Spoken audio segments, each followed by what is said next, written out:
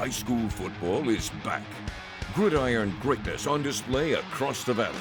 Coaches leading their teams to success. Brownsville, fourth round, baby! And players making their dreams come true. Like since I got here, it's been like a movie, it's been a dream. All that and much more. Yes, sir. Next on Beyond the Sidelines, the Valley's high school football preview show. Hey there, hope you're doing well. Welcome to Beyond the Sidelines, our high school football preview show. Over the next half hour, we'll share stories with you from across the valley. We'll kick things off in Star County.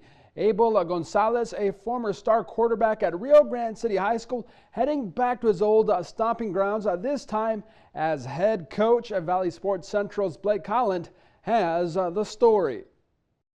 It's a new chapter for the Rio Grande City football program. Arguably one of the best to ever put on the Rattler uniform, head coach Abel Gonzalez finds himself decades later in a position to bring back a winning culture. No, back. Expectations are high. I'm going to demand a lot from our kids, but they're responding greatly. Gonzalez knows a thing or two when it comes to winning as a coach and player. I spent 13, 14 great seasons there at Rio High School, building up that program and instilling our culture there. And, to get the opportunity to come back to my alma mater is special. In the late 90s, Gonzalez was the deadly venom in the Rattler offense. At the quarterback position, Abel was all Valley. Fast forward to now, Gonzalez hopes to teach his team the lessons he learned during his football journey. I know the little things that need to be done to be successful, and I think our kids understand that. He always says, it's either positive or negative, and he brings that positive energy every day, and, he's leading us in the right direction. Rio Grande City's last winning season came in 2019 when they shared the district title with Mission Veterans. 5 years later, their goal still remains the same. It's just winning, honestly, getting better every single day, 1% better. How the coach say, sharpening the iron. We're just ready to go out there and win. As for Coach Gonzalez's first year back home, it means everything to him.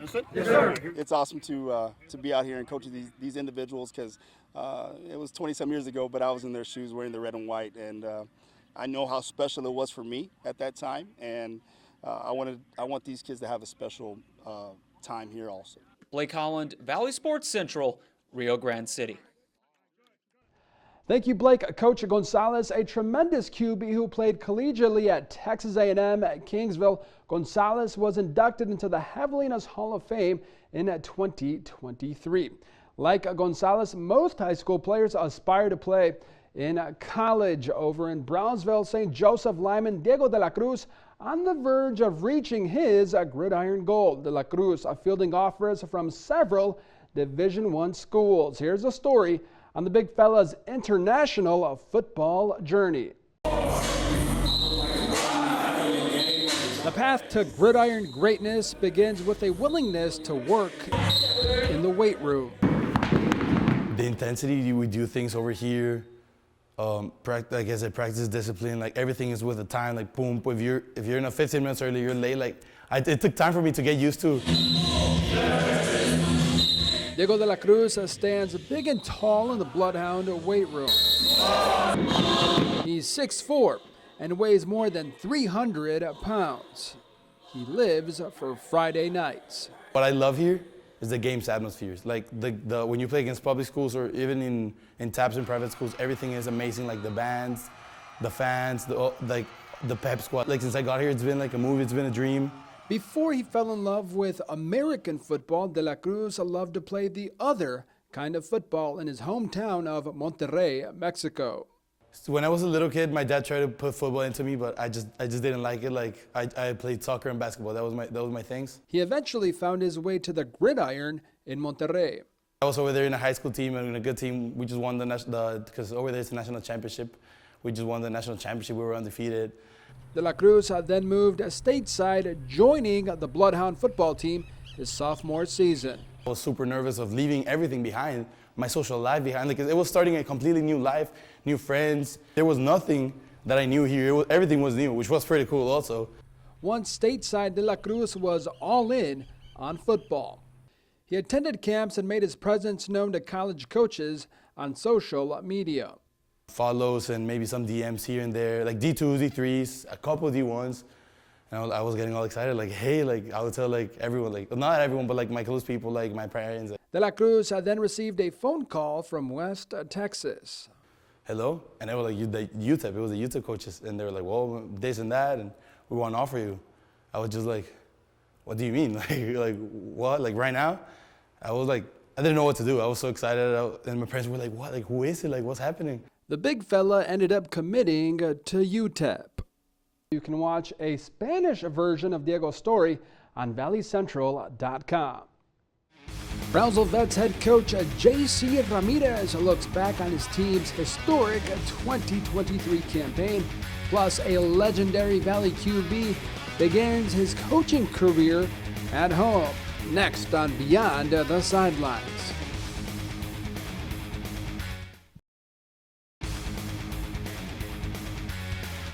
Welcome back to Beyond the Sidelines. Brownsville Veterans head coach J.C. Ramirez and his Chargers are the talk of the Valley. Last year, the Chargers reached the state semifinals, a rare feat for RGV football. Valley Sports Central's Blake Holland has more on the Chargers leader. Brownsville, 4th round, baby.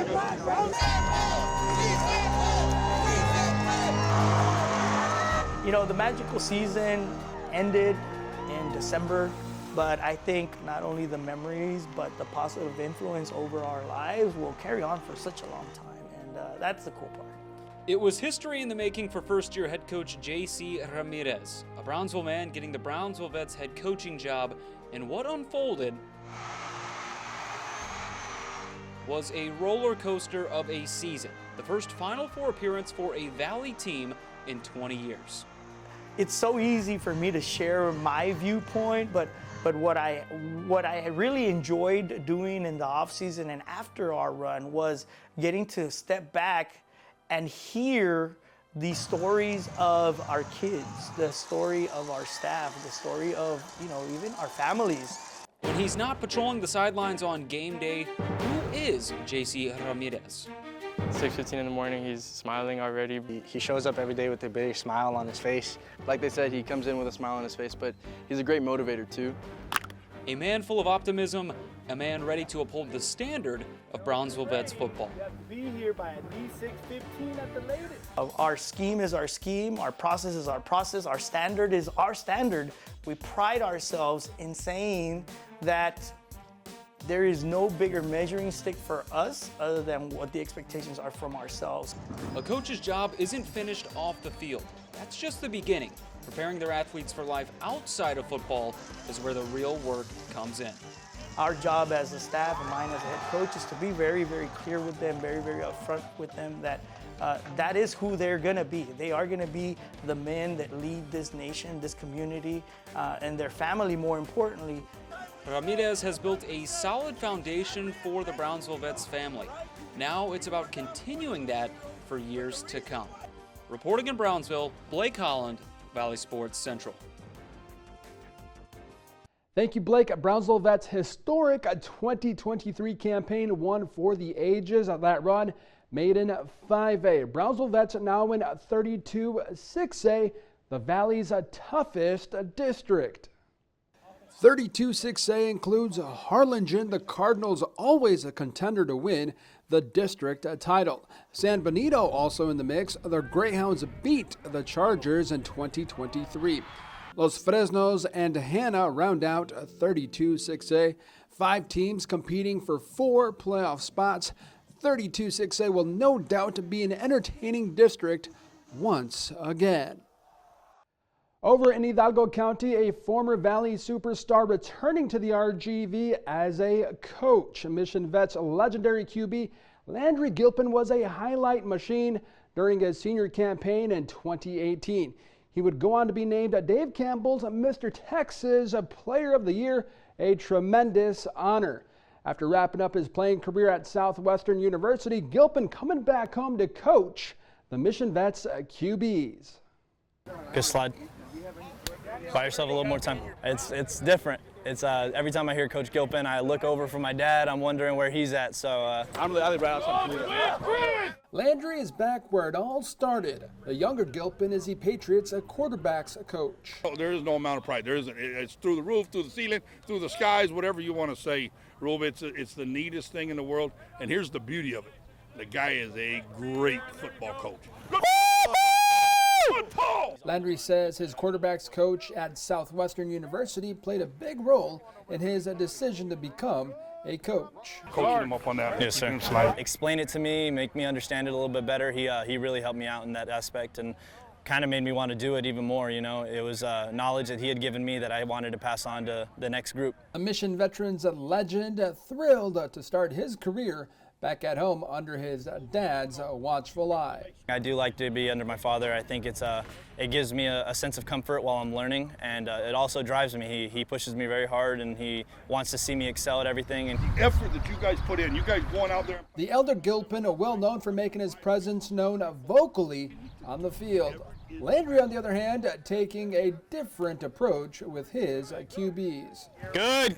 Right now I'm coaching one position, so I'm more, hey, let me put a few words in my guy's ear, but let me not get too riled up so he doesn't get too riled up. It's pretty cool, honestly.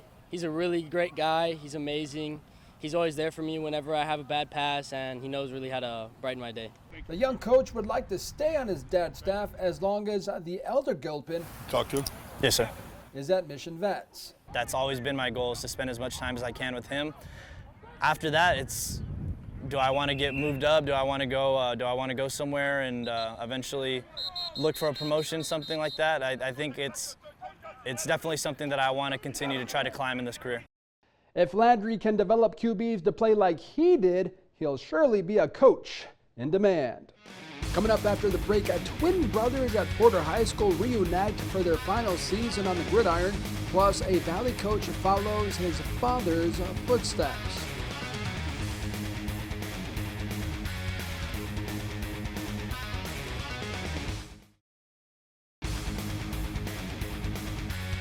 Welcome back. Porter football players Manny and Danny Olvera start their days south of the border. The Olvera twins will play their senior season together after living apart for years. Valley Sports Central's Sam Rabati has more on their special bond. If you want something bad enough, you'll do whatever it takes. I mean, it's tiring. I have to wake up. Today I have to wake up at 5 so I can get here early, right? We're starting practice at 6:45, right? Manny and Danny Olvera are twin brothers and both play on the defensive line.